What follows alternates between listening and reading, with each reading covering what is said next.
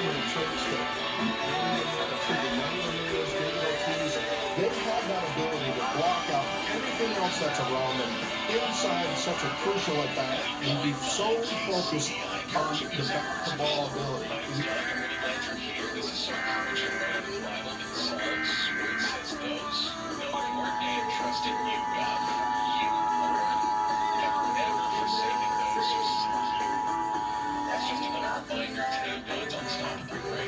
We interrupt programming at the request of the National Weather Service to activate the North Texas Emergency Alert System.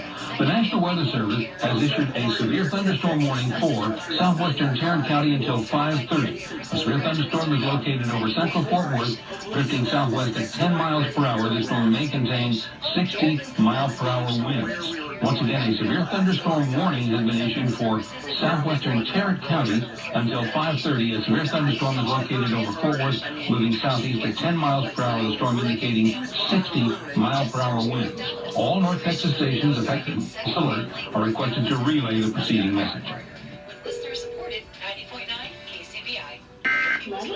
A couple years he held on to those a little bit, but now it doesn't. As I did on Saturday afternoon.